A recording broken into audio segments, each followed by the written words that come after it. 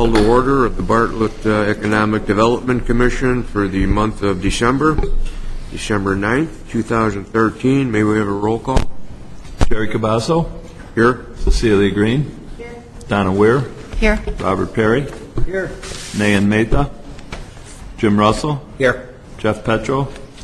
Tracy Smadilla. Here. Mike Sobel. Here. We have a quorum. Next item on the agenda would be approval minutes for the October 14th meeting. Any discussion, or do we have a motion to approve? Make a motion to approve. Okay. I'll second. Okay, all in favor? Aye. Motion carries. Next item on the agenda would be recent marketing and advertising. Tony, you want to? Sure thing. Thank you, Over Jerry. Every few months, staff provides the Economic Development Commission with an update of some of the marketing and advertising activities that we've been doing, and this is just a little update on some of those efforts. The first one I want to mention, those of you who've been on the EDC for a number of years are very familiar with this coupon insert.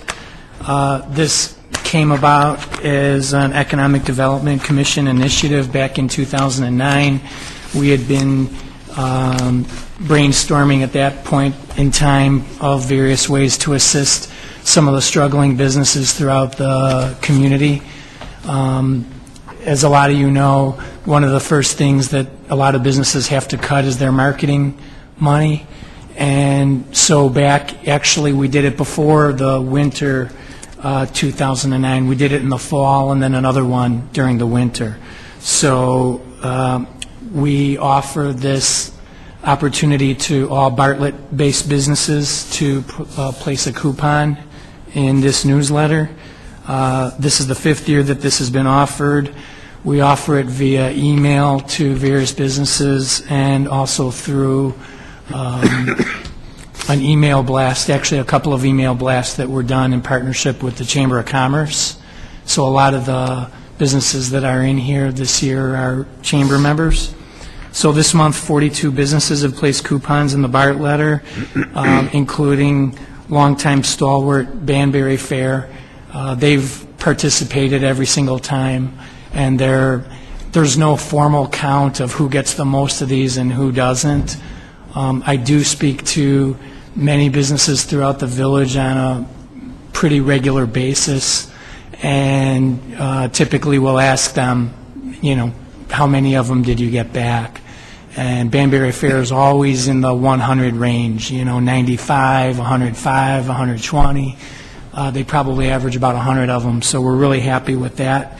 And also, newest entry, Emily's Mexican Grill, put one in here. So as usual, I end up saying this pretty much every year. We have a good cross-section. We've got some financial businesses, a number of shops, a dance school, Pasta Mia. They've always been in it. Arts and Bartlett, of course. And kind of a nice cross-section of businesses in the village. So this, I've been asked a lot. This went out in the mail today. So a lot of the businesses have asked me when this is going to be out, and a number of residents have as well. The village switched printers a few months ago, and this is a lot of work for us staff putting together a coupon insert like this. It's not our primary business, so a lot of going back and forth with a lot of businesses on how to get their coupon right. So this should be hitting all your mailboxes tomorrow or Wednesday. So that's one of the marketing things we've been doing for a while, and it's become basically something we do on an annual basis. The next one you see in your packet is this lovely Bartlett Examiner ad that we put in. This is another one we put in. I think they called it their holiday gift guide. So this came out November 27th, and this lists out various dining opportunities throughout the village. Unique dining, it says. So I don't list the McDonald's in this one, for instance. They're not all 100% unique to Bartlett only, but, like Silver Lake has 3 or 4 other locations. But for the most part, these are all the original Bartlett or unique Bartlett dining establishments and shopping establishments. So we put that in, another ad for the Facebook page on it, and a smartphone scan for the dining guide as well. Chicago industrial properties, moving on. You see this ad for Brewster Creek Business Park. Chicago Industrial Properties magazine is the #1 publication in the industrial real estate market in the Chicago area, and they, I believe it comes out every other month, and we've been placing a number of ads in there. Actually, for a number of years, we've been placing ads in there. And also, I want to point out, we highlight one property in each ad. You can see there's a high featured property, 1245 Humbrock Circle. I keep in contact with most of the industrial brokers in the business park and give them opportunities to feature their properties in that ad. It's been, I'm not going to say highly successful, but mildly successful. It's a good branding initiative because it keeps the name of the park out and our logo in front of all the industrial people, and it typically generates 2 or 3 calls per issue.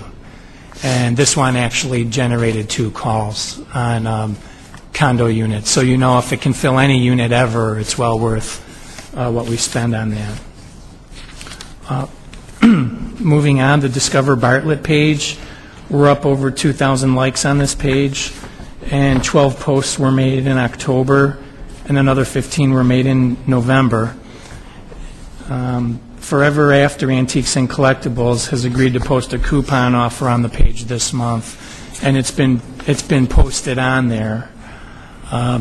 Obviously, I will check back with them in the near future to gauge, how many, if any, they've had come in. Due to scheduling, basically, and something that happened with the owners, on a personal level, they weren't able to get a coupon in the insert. So if you recall, when we talked about starting this page, we could offer Bartlett businesses the opportunity to place offers on it directly. And so it came into play real nicely. They weren't able to get into the coupon insert this time, but instead we offered them the opportunity to place one on the Facebook page. So I sincerely hope that at least a few people come in from that. And it's something we'll still offer to other businesses. And I have a few others currently that are interested in placing coupons on there as well.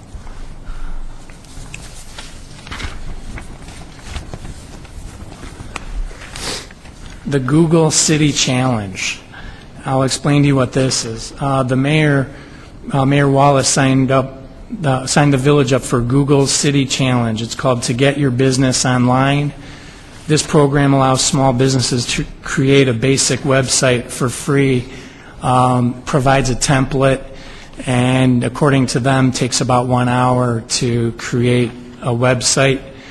There are actually still several businesses throughout the village that do not have websites, and I've spoken to several of them about it. Some feel they don't need it, or some feel they'll get one some other way, but this is a good way. I've had some interest in it as well. That's what these T-shirts are that I'm going to invite you all to take some T-shirts and pens and stickers that the folks at Google sent to us. And the way they couch this through Google is it's a city challenge. If you can see one of the documents in the packet with this map, I just kind of clicked over it and hovered over Illinois and then printed that out. You can see that North Chicago and Hoffman Estates and Bartlett were the 3 that signed up for this. In northern Illinois, there's one lower down on the map you can't see in this, but Danville, Illinois, as well, signed up for it. So it's an interesting concept. for people who aren't highly tech savvy or don't want to spend thousands on hiring a web developer. They're able to go through this on their own, download, similar to a Facebook page, really, download some photos. There's various templates available. And as I mentioned, I've mentioned it now to 3 different businesses as an easy way for them to get a website just up and going quickly. Obviously, since it's sponsored by Google, it'll show up high on Google searches. So, Basecamp is my next item. I haven't started with this, but we've just learned of a new web application that's designed by a Chicago developer known as New Media 3. Basecamp is developing an application that's going to help Metro riders identify businesses close to the station that they utilize.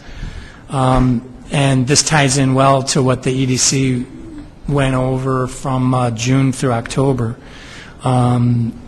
So staff recently created an account with New Media 3, and as time allows, as I say, in the coming weeks, start adding some of the retail, eating, and drinking establishments to this, again, in the hope that some commuters will use this in the future. Some of the bigger towns with bigger downtowns have started putting some businesses on there, but we do have an account, and we'll certainly be adding some businesses in the downtown. Is that something that you add to the, you have access to the Basecamp, so you add the businesses, or businesses are able to go into this Basecamp and put themselves in there? As of now, they've made it available to people with municipalities, so I just signed up, I was signed up for it probably 2 weeks ago or a week and a half ago. And so I see the list of who they send it to, and it's essentially municipal economic development people rather than individual businesses. I have, I'm sorry? Yeah, Jim asked me to clarify. We put the businesses on. They ask for a slew of information, so it's fairly intensive. But, you know, all the basics of the business that you would imagine, their address, their name, their website, their phone numbers, what they do, brief description. They have kind of a template of about 10 pieces of information that they look for.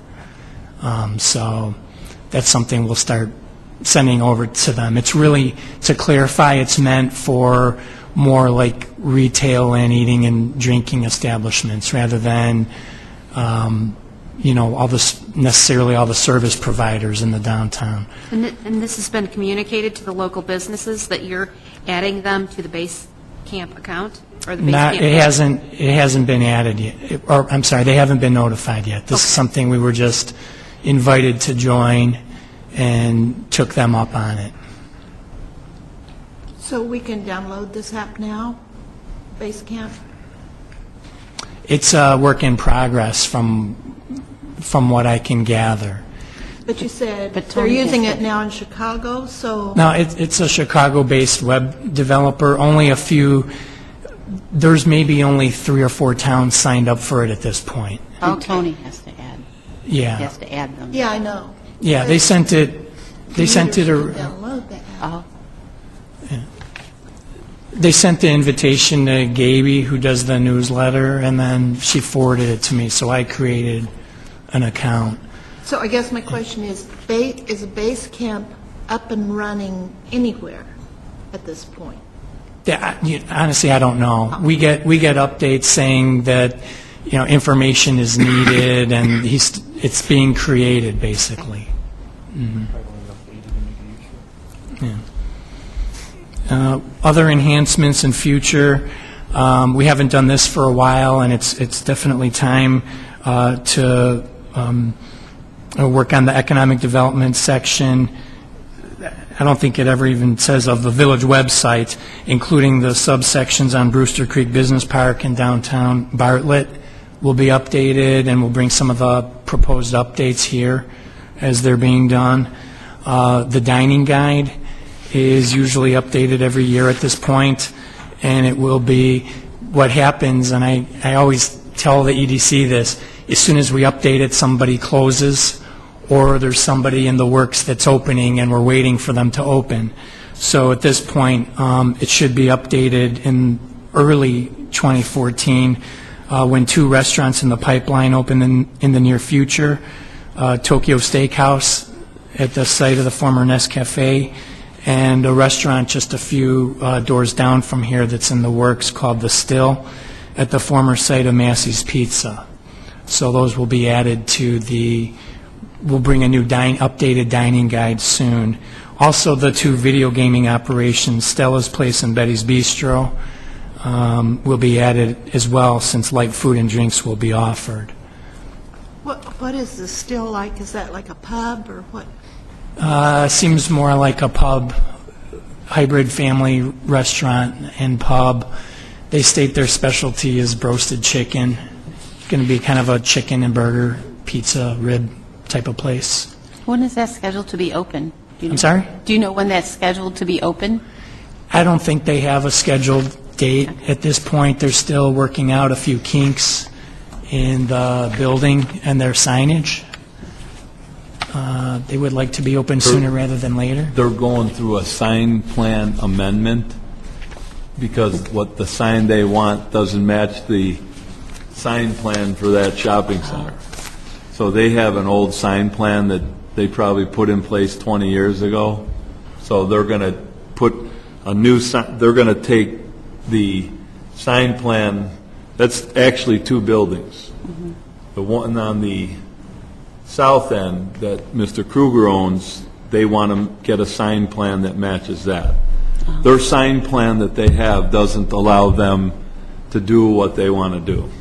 And it just, that's not anything that the village just lets the shopping center's owner create a sign plan, since that owner never did much other than put in, whatever Massey's, been there.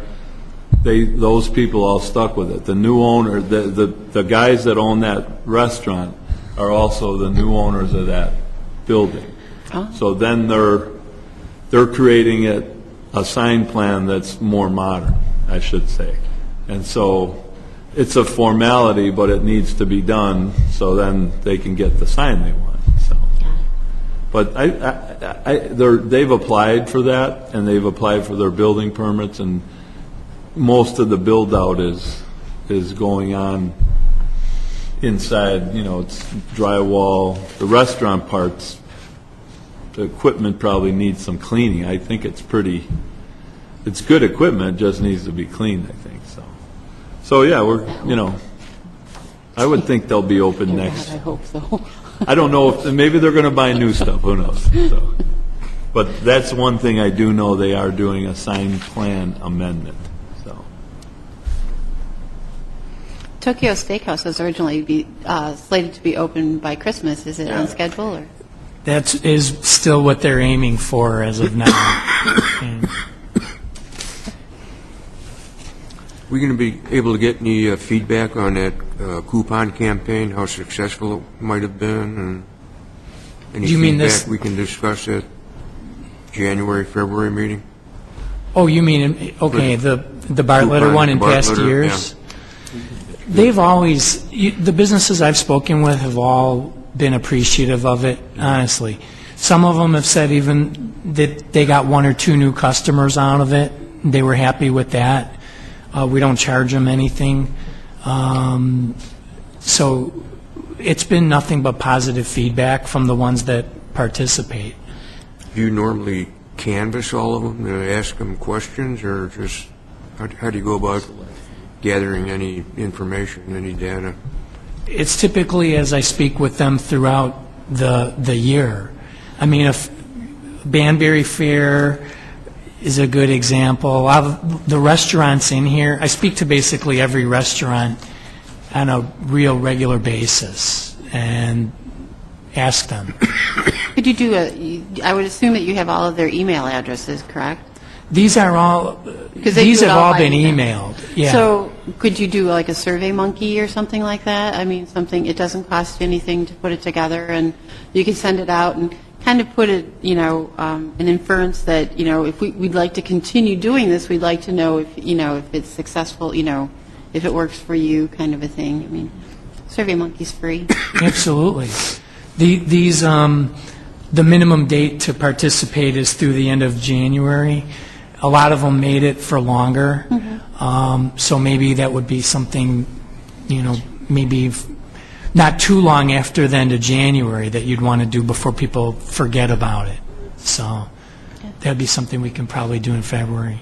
Well, I just want to go back to just how the businesses are initially contacted for this, Tony. You said you've talked to businesses throughout the year, but are you interfacing with like the business licenses department to find out what businesses in town may benefit from this beyond the traditional businesses that are in the downtown area? Yeah, I have a list of all the business licenses. It used to be done, though, in a more old-fashioned way of sending a letter out to every business. As more and more businesses have provided the email address, we've contacted them via, through their emails. I think that maybe looking forward, and I appreciate what Donna had said about using SurveyMonkey, and maybe this is something that we can look at short-term for the first quarter, is to send some means of notification out to all businesses, let them know that these are initiatives that we have in place for the year to help support them, whether it's the Examiner ad or the couponing program, and to perhaps maybe better engage them, to bring them back to the village to update their information, so that if, for example, if you don't have their email information, and again, I think that's a great way to contact everyone, and I can say is, I'm a very small, very private business owner, but boy, I'd like to know more about what's going on with, with opportunities like this for the small business, and not just for my business, but as it is today, but if there's an opportunity for me to expand in the future, I mean, this would certainly give me a tool or a resource that I could use. And I think there are other businesses out there that would appreciate that. So if there's something we can look at first quarter, I think that would be helpful, especially as it relates to communication to those businesses. But again, I think a survey of everybody with a business license, just to kind of figure out where they're at, would be great. And actually, there's other reasons, too, to collect contact information. Like when you have, like we've had the hair salons that have been broken into in town and things like that. There's other reasons to contact the businesses on a quick basis that would be helpful. So maybe when we issue, when somebody comes in for a business license or a business permit or a building permit, we collect their contact information, such as an email address, and collect that database and really use it and mine that information so that we have some way to contact people on a regular basis and make it easier in the long run for you to contact people. That's something we should do. I've asked for the email contact to be included on business license, and because even the break-ins, it's going off track a little bit, but even the break-ins are important for other business owners to know about. I was never notified. I read about it in the paper. So those are things that I would want to know. Great point, and I think it goes a long way to relationship building with all of the businesses in town, whether you're a home-based business or you're a larger, more established, walk-in retail establishment. It's a great point, Donna. It really is. That's something we can add on, something to pursue early in 2014. May I just ask a question about the Examiner ad?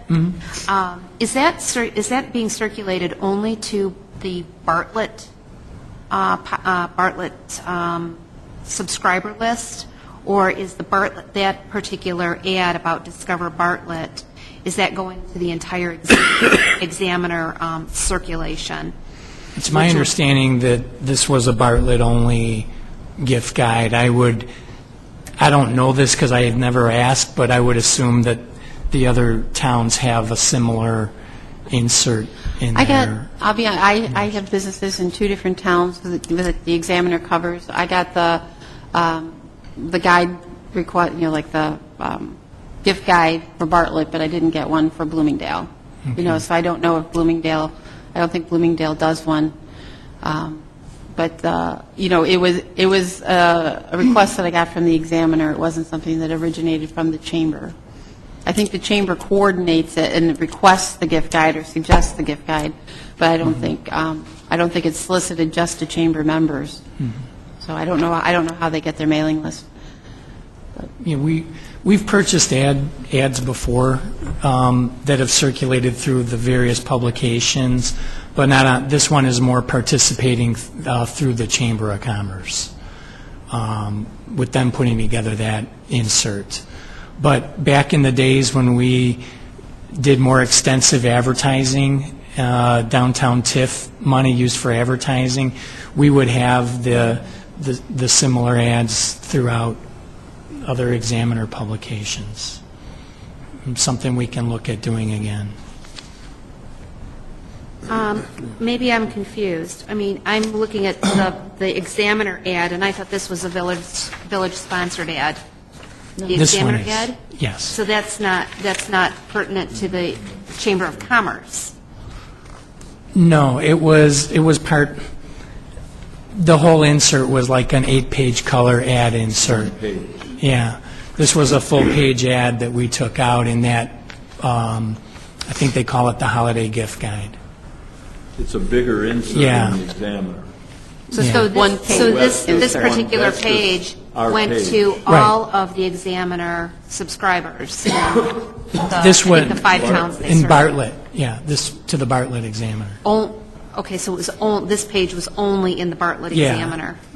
The whole insert, the holiday insert was just in the Bartlett one. Right. So is there any, and again, I know that we're going to be talking about, the value of perhaps this being expanded next year.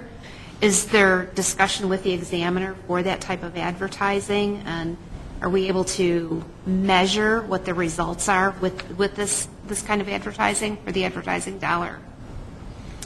The only way to measure it would be if you want to look every month at sales figures throughout the town. I don't personally think that an ad in a paper necessarily will cause a large upswing in shopping and dining in the town. It's more, I look at it as a good way to continue branding the village, and just with an attractive ad to perhaps somebody who looks at it and looks at all the dining establishments might see a place or two that they didn't know existed before.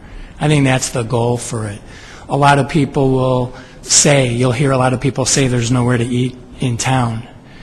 I've heard people have said that to me over the years. And I think that the dining guide and ads like this somewhat dispel that notion.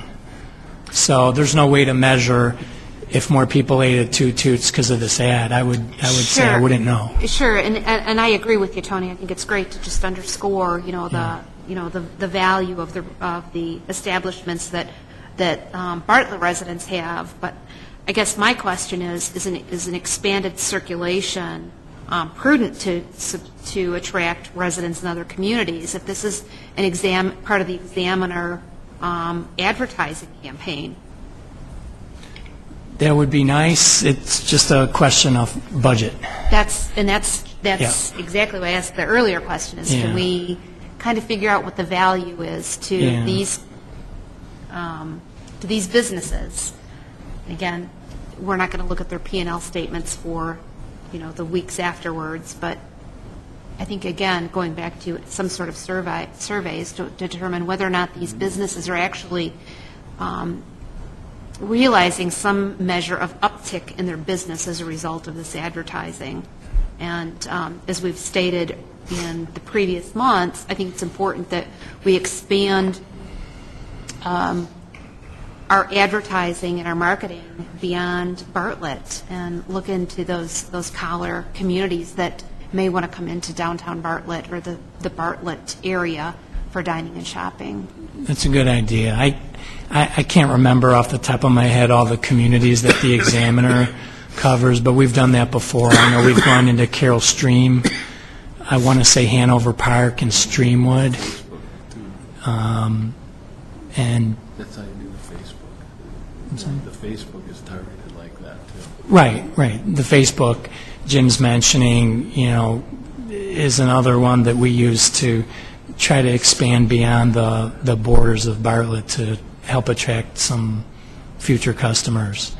But we could price out again the Examiner publications in other communities. It might not be a full-page color. Facebook is still a relatively new means of promoting or advertising Bartlett and its businesses. I think we need to take advantage of every advertising opportunity that we have, especially for those people that do want to pick up something as tactile as a newspaper and look for an opportunity. I think, again, we've always talked about the uniqueness and the resources that we have. One great thing about the businesses we have here is they're not chain establishments. So I think that if somebody's looking for a more unique dining or shopping experience, Bartlett has that, and I think residents of Streamwood might appreciate that. I'll reach out to their advertising department just to get another quote on how much it would cost to expand beyond Bartlett's borders. Thanks. That's it on marketing and advertising. Jerry. Oh, I have one other question about marketing. Regarding the Google City Challenge, I think the T-shirts and the pens are fantastic, and I appreciate that Mayor Wallace has signed the village up to do this, but I think that we should encourage him to perhaps plan a Saturday workshop for businesses to teach them how to do this. And, explaining everything as to not only how to do it, but what the benefit is to them, what the uniqueness of their business, their Bartlett business is to this, and then also for those smaller businesses that may not be as tech savvy, walk them through not just the ways that they would build their website and then maintain their website, but also explain issues of privacy. Because I think that's, especially with Google, having some privacy issues in the international media today. I think that would, so I would put this back to the mayor to say, if you want to do this, make this easy for people to sign on to it and partner with them to make it not only a reality, his reality, but to make it a very viable resource for the small business. Okay, we'll bring that up. Thank you. Thank you. And I would suggest, again, that we bring it up at the luncheon on Thursday. Have a table there, maybe, to promote both the base camp and the Google aspect, maybe. Okay. Is the Chamber luncheon on Thursday? No. I'm sorry, Chamber of Commerce Yeah, the event? yeah, the holiday lunch that they're doing on Thursday. Thank you.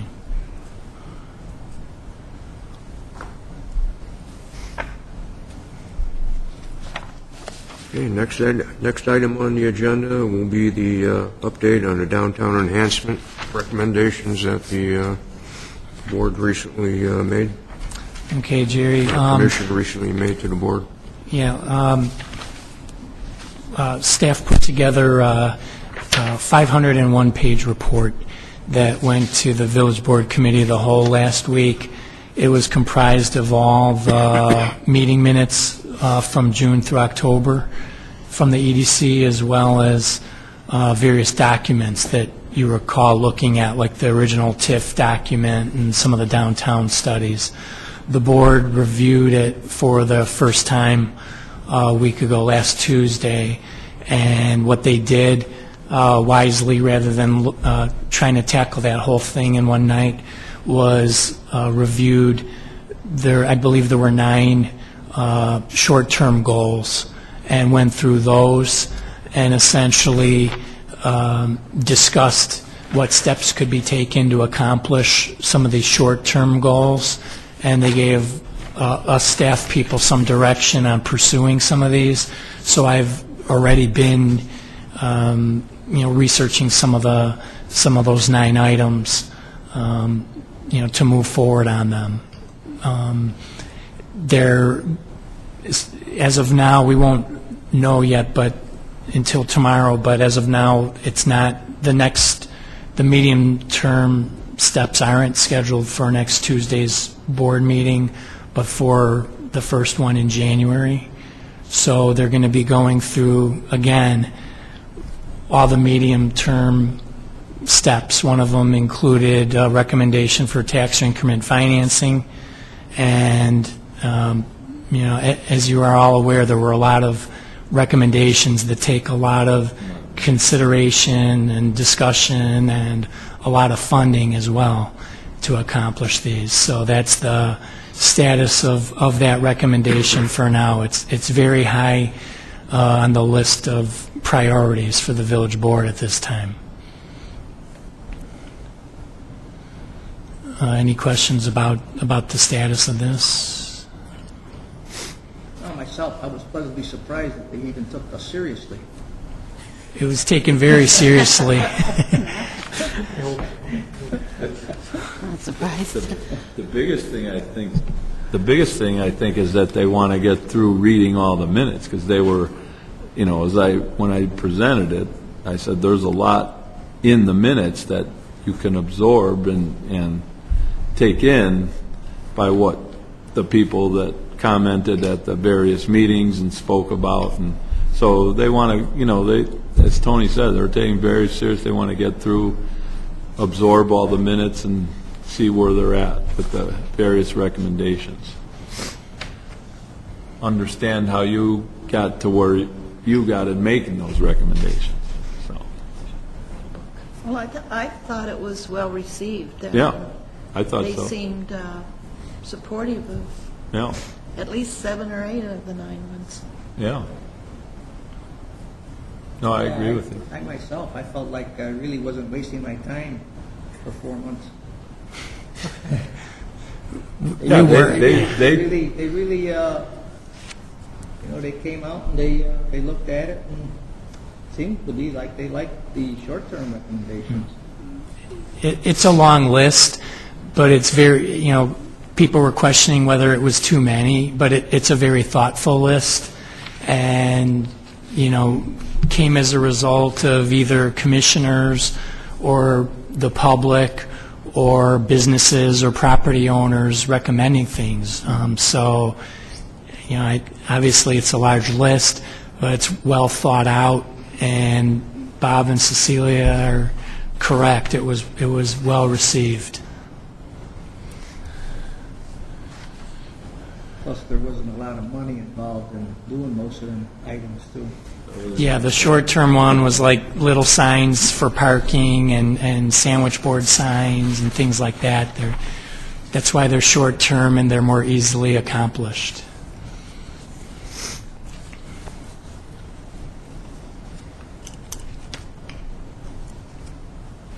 Okay, no further discussion. We can move on to the vacancy and occupancy update.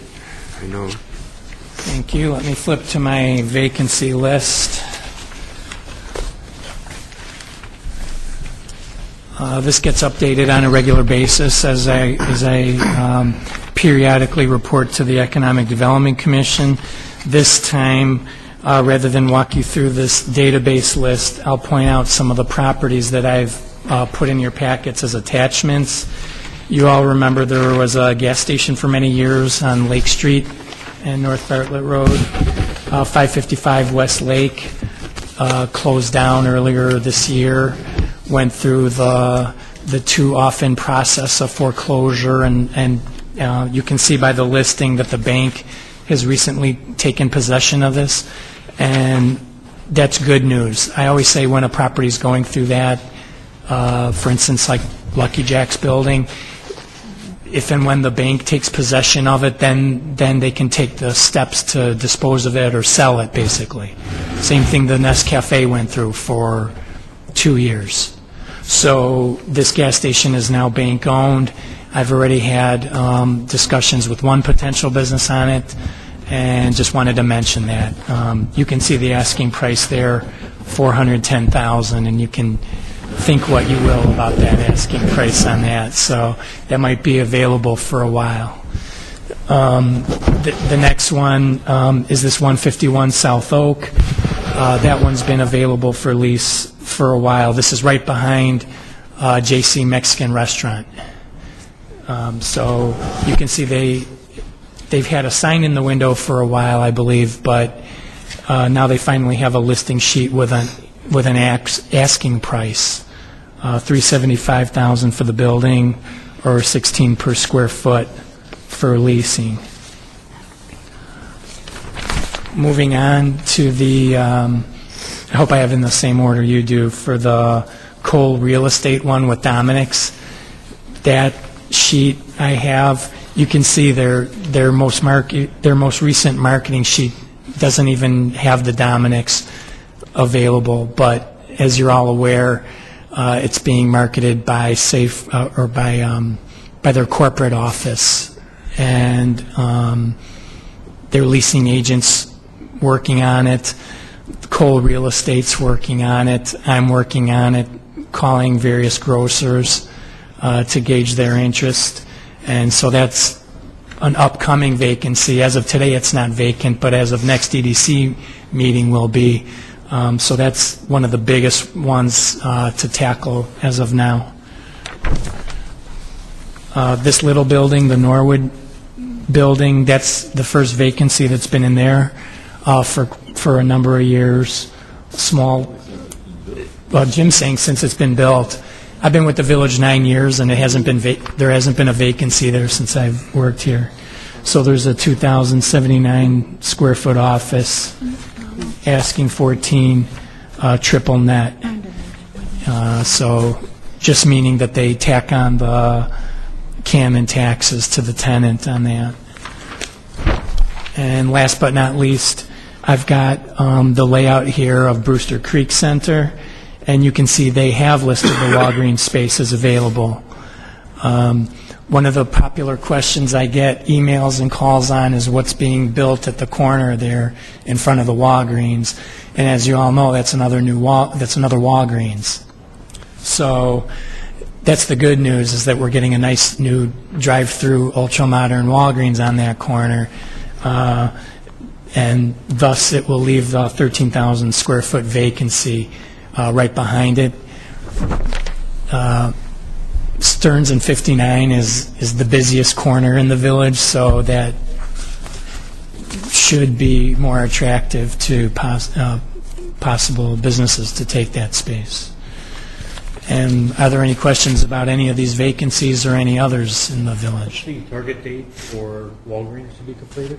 I'm going to defer that one to Jim, who might be more familiar with Walgreens' schedule. It was going to be sooner if the weather was better. They can't pour the concrete. So I'm going to say they will, optimistically, they'll probably open by April. Thank you. A lot has to do, if the weather stays cold, they can't pour the concrete, they're not going to go anywhere. I do know that on December 16th, the plan is to complete their environmental remediation and engineered barriers, but the caveat at this is pending the weather. So that's according to the schedule. And then that kind of takes care of the underground work and then the environmental work. So we're keeping our fingers crossed. My question is regarding the handouts that you shared with us, Tony. I'm sorry, which one? All of the handouts for the vacancies. Yeah. How are the vacancies being marketed by the village besides the handouts that we get or in the packets that you get, that you probably provide to realtors or those making inquiries to the village? It's on the village website at all times. The vacancy list, this particular list can be downloaded into a PDF document. It's sent out regularly to inquiring businesses. It's sent out at trade shows. Sometimes it's just simply put in kind of in the cold call type letter to a potential business. But a lot of times somebody will call and say, well, we're looking for X amount square feet, and most businesses expect something like this to be at their ready at any time, really with any town these days, with how fast information flows. So we don't even always know who it is that's looking. It might be a consultant on behalf of somebody. So it's sent out far and wide. It's sent out at trade shows. It's put in folders, marketing materials. Well, I've seen the this particular list on the website. Is there maybe opportunity for us to go back to what we're offering on the website to perhaps provide more robust information to developers or to real estate agents? I mean, if we could maybe, brainstorm and look specifically at that component, and maybe even look at some other cities that might be doing a good job of marketing available businesses. But I think with that, we might even want to think about, developing kind of a compelling story about the vision and the progress of Bartlett to not just to residents and businesses here, but for those outside of the community as well. Yeah. There's email blasts that go out before. You always hear me say ICSC. That's the big trade show of brokers and retailers throughout the world, really. But they have 3 Chicago shows per year. That's really the most when this goes out. Yeah. And some of these listings too. Yeah. The listings go out with them. I'm not going to be real specific with the scenario, but say somebody calls and says they're looking for 2,500 square feet in this particular area. They'll not only get this listing, but all of these I have in electronic format. Right. So I'm going to send out a specific listing. Is to that them. something that could be updated on the website so that it would be available 24/7 to really anybody that was inquiring without making a phone Jim call? tells me they're working on some upgrades with the website, so hopefully we'll be able. We have all the demographic information. Our GIS system has maps of where everything's at, but they're trying to redo the website to make it more user-friendly. When somebody, if they ever can't find the information they're looking for also, they will call. I mean, I get, anywhere from 3 to 10 such calls every week. And they could be anything from somebody looking for a 1,000 square foot office all the way to a site to do a 250,000 square foot building. So we should have more, you're right, information at their fingertips for if they're looking Saturday night at midnight so they can get it. But if they can't, they always call. We get it to them right away. I just think it would be great. I mean, and again, in my short term on the EDC, it looks like we are progressing toward using more technology. Definitely. To attract not just the foot traffic and consumer traffic, but certainly to the business and the developer. So Yeah. I hope we will embrace all of those opportunities, particularly as it relates to telling our story on those websites, or the portions of the website. Definitely. Well, and we'll bring those before the EDC throughout the year. Other questions? Okay, you want to cover the RSVP, Tony? Yeah, there's a holiday open house this Friday, and I think the RSVP was supposed to be last Friday, but if you still want to go, send it in tonight or If you have an tomorrow morning. RSVP, tell Tony or I tonight or call us tomorrow. Yeah. We'll make sure you get added to the number. Is everybody going or anybody Yes. going? Or? I think I am. Yeah. It's a nice open house, 3 hour, early, stay late. So as long as anybody else wants to add, we will certainly do that. Try to get, the zoning board, planning commission, police pension, staff, trustees, all of it. A nice event. Okay. final item would be adjournment. Anybody want to make a motion to adjourn? I move to adjourn. Motion second. Third? All in favor? Aye. Meeting is adjourned. What the Bears